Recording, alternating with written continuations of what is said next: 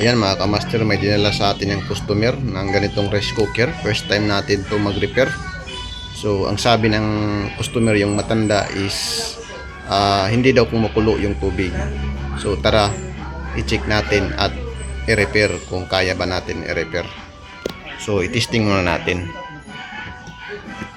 Ayan o, may power daw siya pero ayaw kumulo. So ayan, buksan lang natin. Yeah. Ito na to. Kaya ngayusin lahat. Si Dolphy DJ Te, let's get there.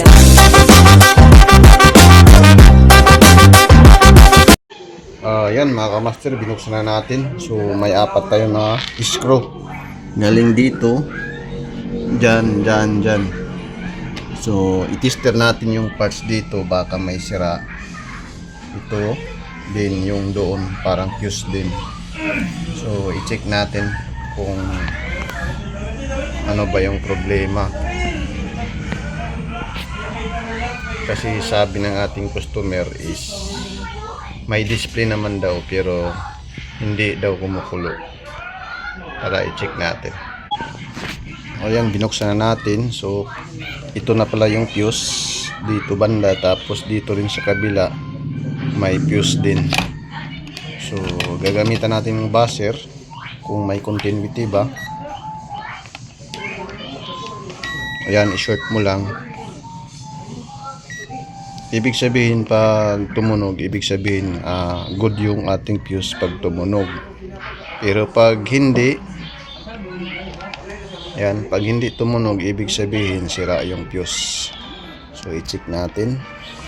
Dahil mahirap tayo mag-check kasi isang kamay tapos dito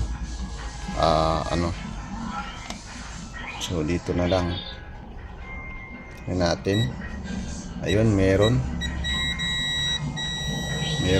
sa kabila. Ayun, ito ata yung busted oh. Walang tunog. Ayan.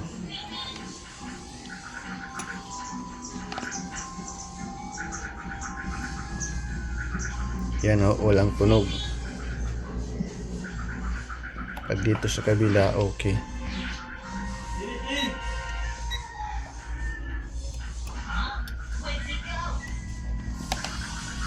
Yan.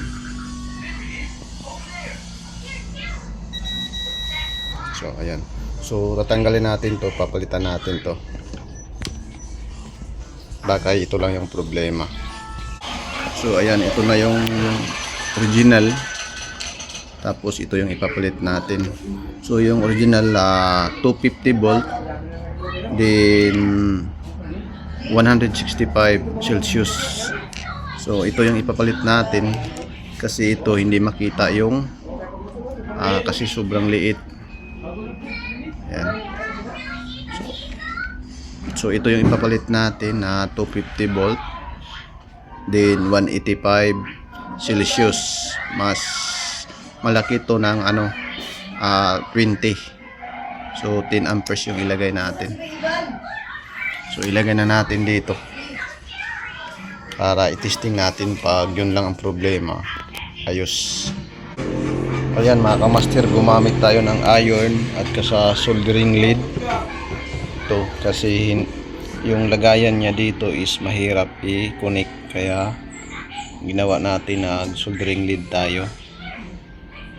Yan. So try natin to isarado. Ayan mga master, lagyan natin ng tubig, pakuluin natin kung paano makukulo na ba o hindi. So ayan, paano to buksan, dito lang pindutin. Ayan, nabuksan na. So ilagay na natin yung init. Tingnan natin kung kukulo ba yan mamaya. Then ayan, saksak natin. Ayun, may display na siya. Ayan mga master, inurasan natin ng 1 oras. So umabot na tayo ng 9 minutes. So kung makikita natin, okay na. May ano na mainit na yung tubig lumabas na yung init dito. Ayan. So, try natin i-off. Tingnan natin kung makukulo na. Ayan mga kamaster, okay na. Yan, oh. Hanggang dito na yung video. Peace out mga kamaster. God bless.